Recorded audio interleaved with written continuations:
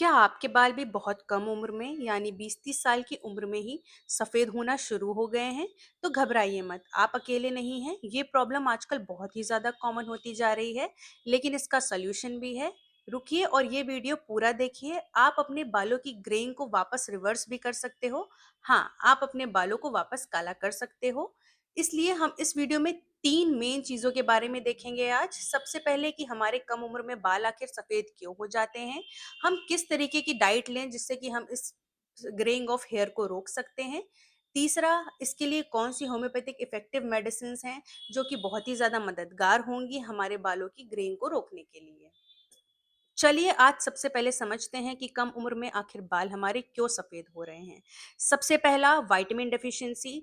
Vitamin D, vitamin B 12, iron, copper, इन सब की कमी के कारण जो हमारे शरीर में मेलानिन होता है उसका प्रोडक्शन कम हो जाता है, जिस वजह से ग्रेइंग ऑफ हेयर हो सकती है। सेकंड, अनुवांशिकता यानी कि जेनेटिक्स। अगर आपके माता पिता के बाल कम उम्र में सफ़ेद हुए हैं तो ये प्रॉब्लम आपको भी हो सकती है। तीसरा, स्ट्रेस या तनाव। अगर आप बहुत ज़्यादा तनाव ले रहे हैं, बहुत ज़्यादा स्ट्रेस ले रहे हैं, तो वो भी आपके बालों के लिए हार्मफुल है।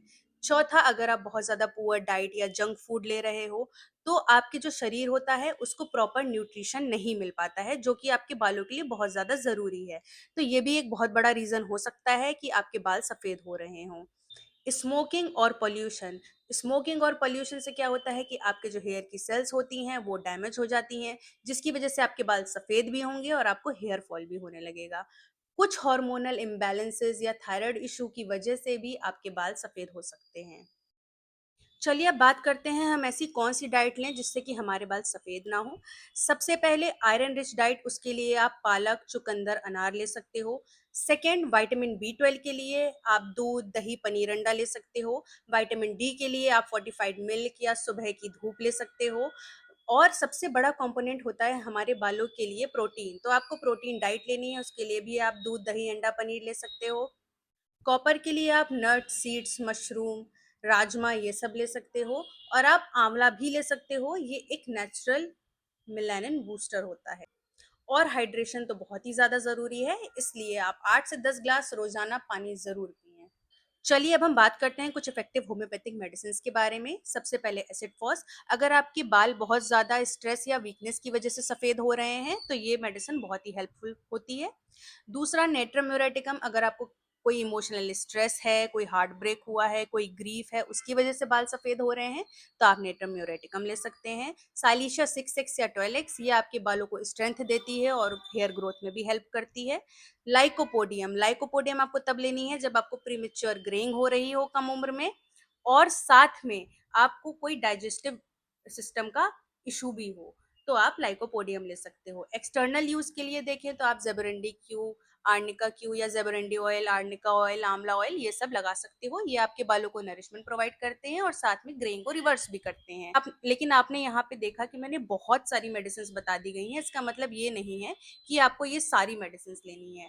आपको कभी भी सेल्फ मेडिकेशन नहीं लेना है। आप पहले किसी अच्छे होम्योपैथिक फिजिशियन से कंसल्ट कीजिए, आप उनको पूरी प्रॉपर केस हिस्ट्री दीजिए। उसके बाद वो जो मेडिसिन सजेस्ट करेंगे आपको, उनकी गाइडलाइंस के अंडर ही आपको मेडिसिन लेनी है।